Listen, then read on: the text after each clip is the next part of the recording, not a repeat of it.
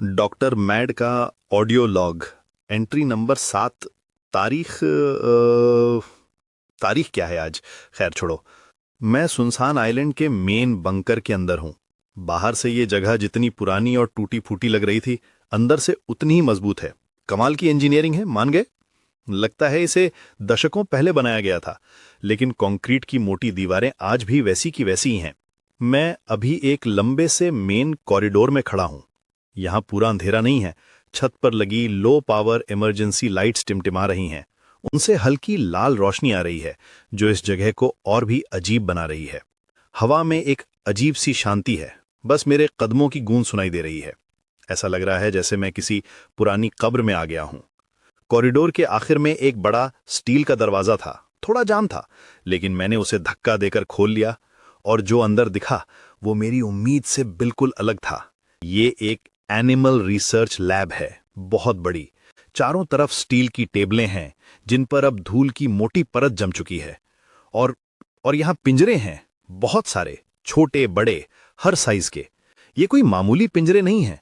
इन्हें reinforced steel से बनाया गया है, इतने मजबूत कि किसी बेहद ताकतवर जानवर को भी रोक सकें। लेकिन अब सब खाली हैं, दरवाजे खुले हुए हैं, जैसे कोई जल्दबाजी में सब कुछ छोड़कर चला गया हो। टेबलों पर कुछ फाइलें बिखरी पड़ी थीं। मैंने एक उठाई। पीले पड़ चुके पन्नों पर एक्सपेरिमेंट्स की डिटेल्स थीं। ये लोग जानवरों को एक्सट्रीम एनवायरनमेंट के लिए तैयार करने की कोशिश कर रहे थे। किसी को बर्फीले तूफानों में जिंदा रहने के लिए, किसी को रेगिस्तान की जानलेवा गर्मी सहने के लिए। कुछ एक्सपेरिमेंट्स तो जानवरों की ऑक्सीजन एफिशिएंसी बढ़ाने पर भी थे, ताकि वो कम हवा में भी जी सकें।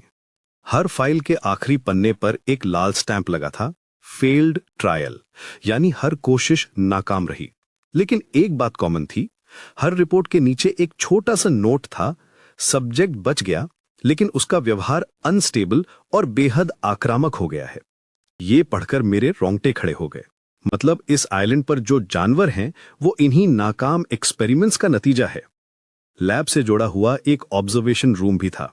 एक तरफ बड़ी सी वन वे ग्लास की दीवार थी, जहां से पूरी लैब साफ दिखती थी।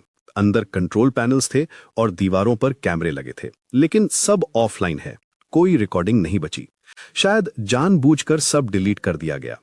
थोड़ा और अंदर जाने पर एक स्टोरेज सेक्शन मिला। यहां का तापमान बाकी जगह से काफी कम था। कांच की अलमारियों में हजारों छोटे छोटे वायल्स रखे हुए थे। हर वायल पर एक कोड था, और अंदर अंदर प्रिजर्व किए हुए डीएनए सैंपल्स थे, अलग अलग जानवरों के। ये प्रोजेक्ट जितना मैं सोच रहा था, उससे कहीं ज्यादा बड़ा था। लेकिन सबसे चौंकाने वाली चीज आखिर में मिली। एक और दरवाजा, जिस पर बड़े बड़े अक्षरों में लिखा था फेज 2। ये दरवाजा बाकी दरवाजों से अलग था, ज्यादा मॉडर्न, ज्यादा सिक्योर्ड। इसे खोलने में मुझे काफी मशक्कत करनी पड़ी। अंदर का नजारा बिल्कुल अलग था। ये जगह किसी फ्यूचरिस्टिक लैब जैसी लग रही थी। साफ सुथरी, कोई धूल नहीं।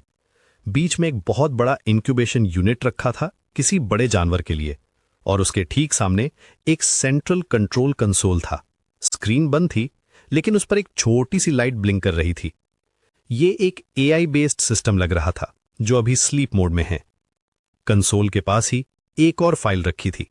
इसका टाइटल था अडैप्टिव इकोसिस्टम प्रोजेक्ट। मैंने उसे खोला, और तब जाकर मुझे पूरी कहानी समझ आई। इनका मकसद सिर्फ जानवरों को बदलना नहीं था। ये लोग एक बिल्कुल नया बैलेंस्ड इकोसिस्टम बनाना चाहते थे। एक ऐसा इकोसिस्टम जो किसी भी तरह के हालात में खुद को ढाल सके। और फेज 2 उस प्रोजेक्ट का अगला कदम था।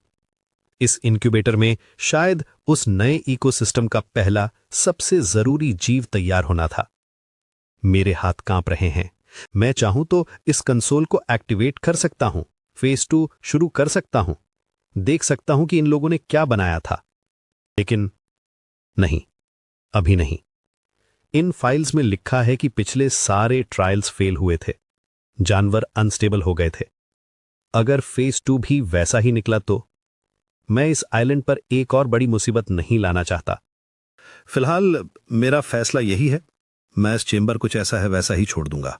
बाहर जो प्रजातियां हैं, जो इन फील्ड एक्सपेरिमेंट से बनी हैं, मैं पहले उन्हें ऑब्जर्व करना चाहता हूं, समझना चाहता हूं कि वो कैसे जी रही हैं। शायद इस नाकामयाबी में ही कोई कामयाबी छिपी हो। शायद प्रकृति ने अपना बैलेंस खुद ही बना लिया हो। Doctor mad signing off.